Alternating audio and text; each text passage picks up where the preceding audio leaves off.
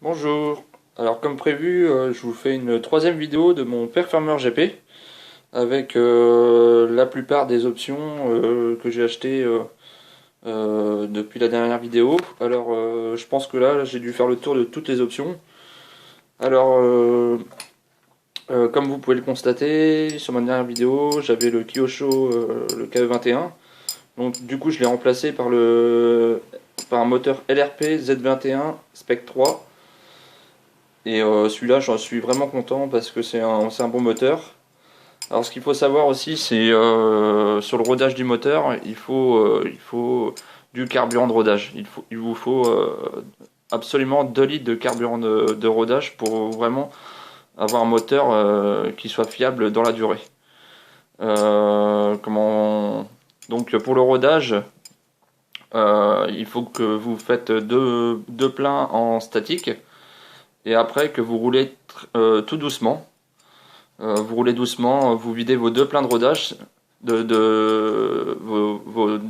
2 litres de carburant de rodage, comment, en roulant doucement, parce que c'est super important. Le carburant de rodage, c'est un carburant qui est très gras, donc il se peut que sur le bord de votre bavette, il y a beaucoup d'huile de ricin.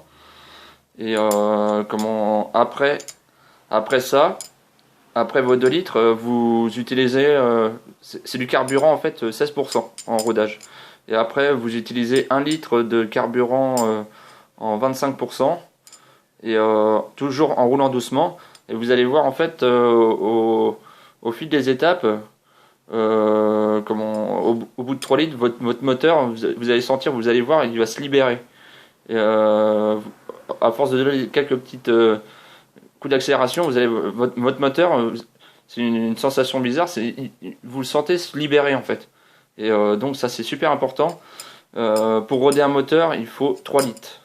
3 litres absolument de carburant.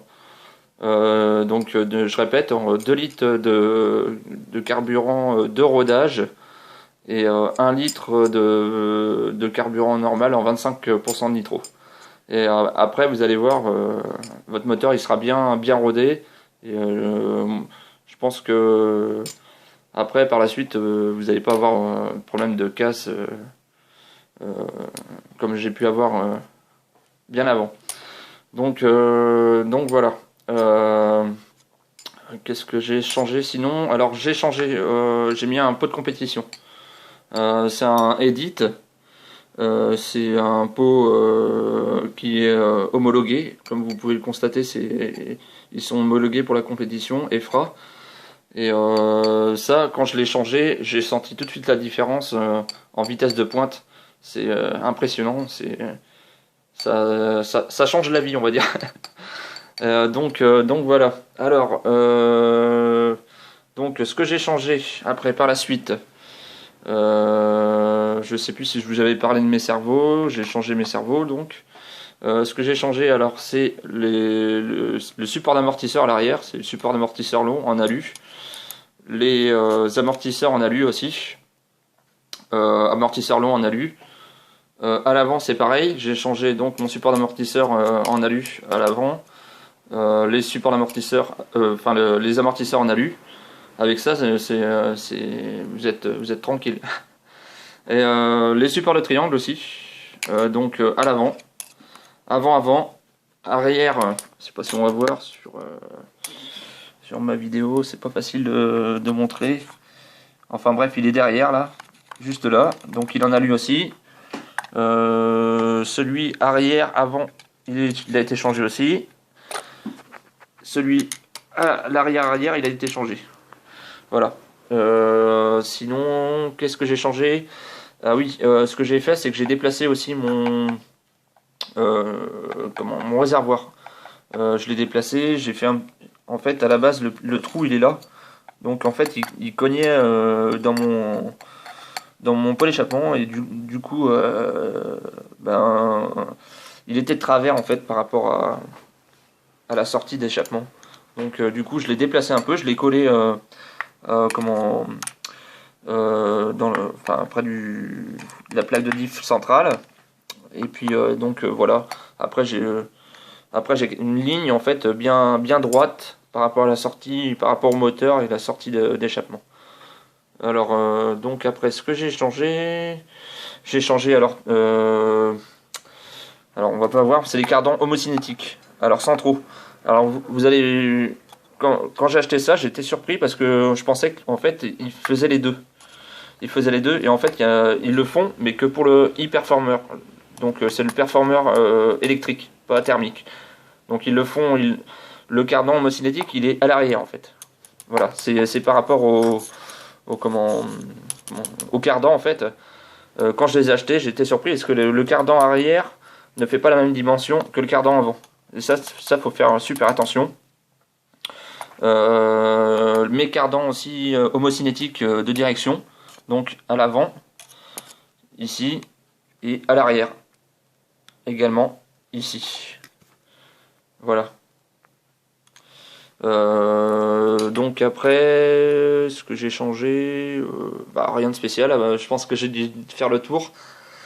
J'ai rajouté, qu'est-ce que j'ai rajouté? C'est des vis BTR. Ça c'est important, les vis BTR, ça tient vraiment bien. On va dire ça tient vraiment bien la barrée parce que au moins par rapport aux vis à croisillon, aux vis croisillon,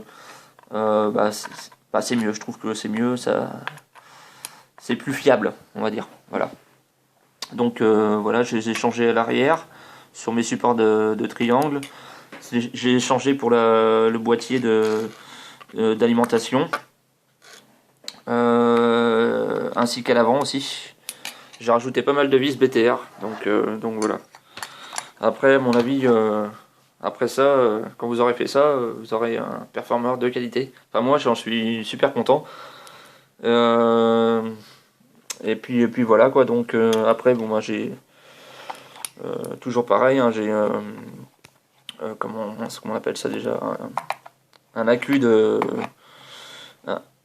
un accu de réception que j'avais rajouté la dernière fois. Et puis moi je suis tranquille parce que quand vous prenez des bosses, l'accu d'origine où vous mettez les piles, en fait les piles elles se déboîtent, poum, et puis vous avez plus de direction. Vous retrouvez comme un con après une bosse. Il n'y a plus de direction, il n'y a plus rien. Et je roule toujours avec des e-beam parce que les e-beam c'est vraiment des pneus fiables.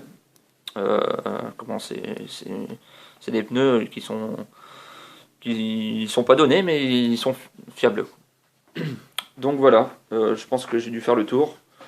J'ai